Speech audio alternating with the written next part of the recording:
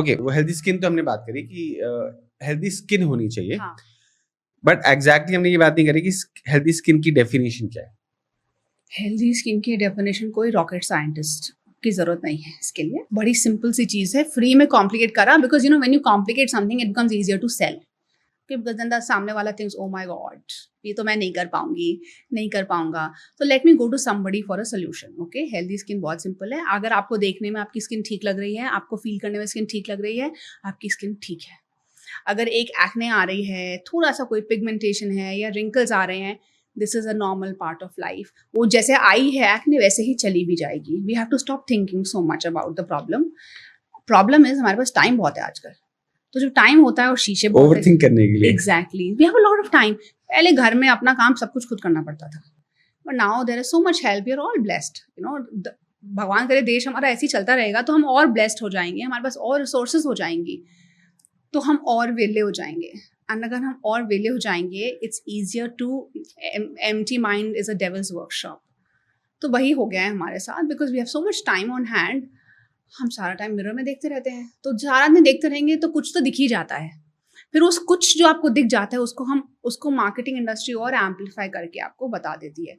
अगर आपकी स्किन आपको देखने में ठीक लग रही है, आपकी स्किन में कोई कट्स नहीं है, कोई डैमेजेस नहीं है, आपकी स्किन हेल्दी है, वो पिंच टेस्ट करो और पता नहीं, nothing is needed. If you can look at your skin and you think it's okay, it's okay.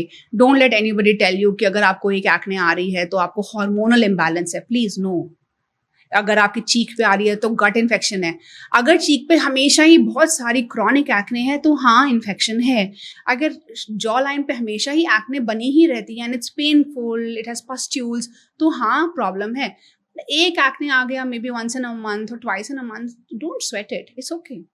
Just you know, अभी आपने बोला कि रिंकल्स आते हैं। हाँ, अब रिंकल्स तो मेरे हिसाब से एज के साथ आएंगे ही आएंगे, राइट? करेक्ट। बट उसके बाद भी बहुत सारी मार्केट्स में क्रीम्स हैं जो कि बोलती हैं कि अगर आप इन क्रीम्स को अप्लाई करोगे हाँ। तो रिंकल्स नहीं आएंगे। रिंकल्स नहीं आएंगी इज द बिगेस्ट लाई। ऐसा कोई भी क्रीम नहीं कर सकती, जो बोल रहे हैं झूठ बोल रहे हैं। Okay, let's get that very clear, it's a lie. No cream can get you to you know be rid of those wrinkles.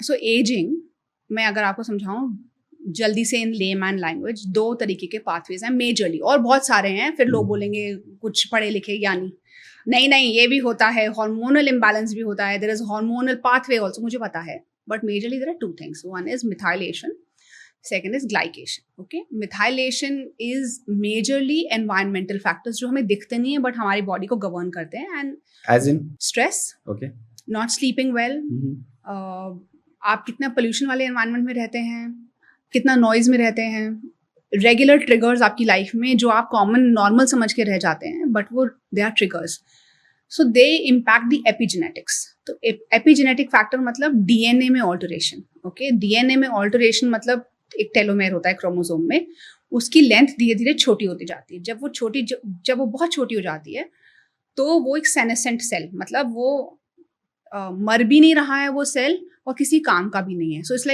Like a dead body sort of a system जो आपकी बॉडी में बस घूम रहा है, तो वो toxins release करते रहता है।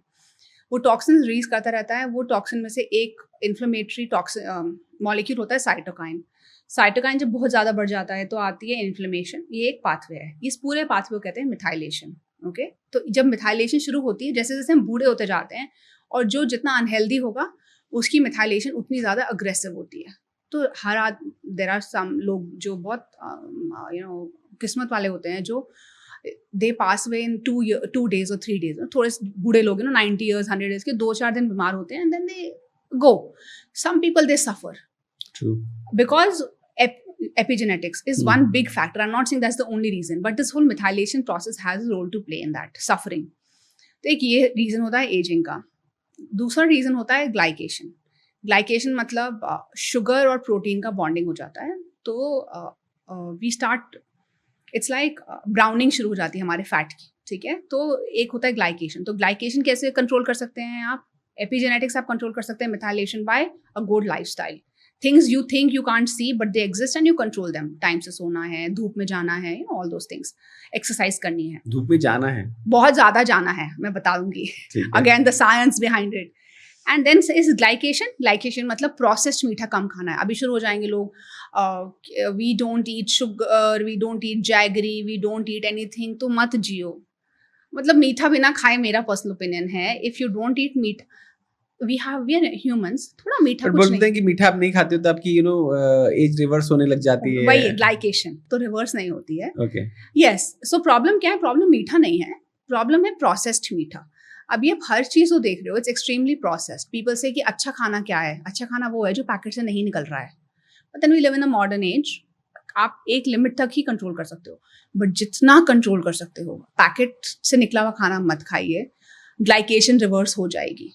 Because glycation is not just sugar. Glycation is everything that's processed.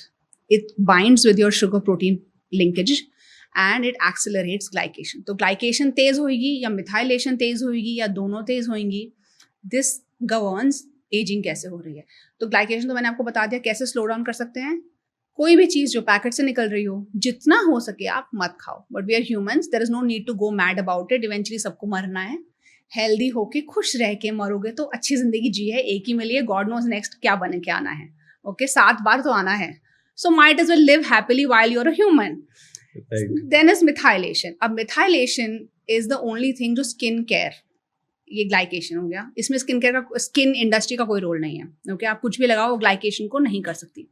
Methylation, अब मिथाइलेशन में स्किन केयर इंडस्ट्री सिर्फ एक तरीके से काम कर सकती है. Now methylation can be reversed और slowed down with the help of this medical procedure called induced pluripotent stem cell therapy, IPSC therapy. Shinya Yamanaka एक जापानीज साइंटिस्ट है. यामानाका फैक्टर्स बोलते हैं उनको क्योंकि उन्होंने ये डिस्कवर करा. तो उन्होंने 4 फैक्टर्स डिस्कवर करे: OCT4, MIC-C, KLF4 and SOX2. Okay ये 4 factors, they are called Yamanaka factors. OCT, MIC, KLF and SOX, 4 factors. ये 4 फैक्टर्स जब साथ में इनको तरीके से काम करते हैं, ये यामानाका फैक्टर्स हैं, they have the ability to reverse program and take the cells back in time, ताकि उनका टेलोमेयर शॉर्टनिंग नहीं हो. टेलोमेयर शॉर्टनिंग नहीं होगी तो मिथाइलेशन स्लो डाउन हो जाएगी, रिवर्स हो जाएगी. कौन सा स्किन केयर ये कर रहा है? कोई सब नहीं कर ही नहीं सकते. बिकॉज वो बोलेंगे नहीं हम ओके कल को हो सकता है हमने इंड्यूस्ड प्लूरिपोटेंट स्टेम सेल डाला है. कैसे? You can not put it in the skin care. You need a viral vector, you need an Adreno associated virus. Virus लेना है, उसके अंदर का डीएनए निकालना है, फिर उसके अंदर ह्यूमन डीएनए डालना है, फिर उसके अंदर आपको ये फैक्टर्स डालने हैं, फिर आपको उसको करेक्टली इंजेक्ट करना है while you're immunosuppressed. So you are saying आप ये सब स्किन केयर में करेंगे? नहीं कर सकते. नहीं कर सकते. That's why I am saying anybody who says your skin care is anti ageing is bogus. झूठ, बिल्कुल झूठ. 2 ही तरीके हैं एंटी एज होने के: मिथाइलेशन को रोकना या ग्लाइकेशन को रोकना या स्लो डाउन करना. कोई स्किन केयर ये नहीं कर सकता. आपकी लाइफस्टाइल ही कर सकती है. That's why I keep saying externally revival cellular biology. आप अपनी स्किन को इस हिसाब से बैलेंस करें with the right formulations that your skin is cleansed at all times, it's balanced at all times. जब वो होगा स्किन अपने आप अपना काम कर लेगी.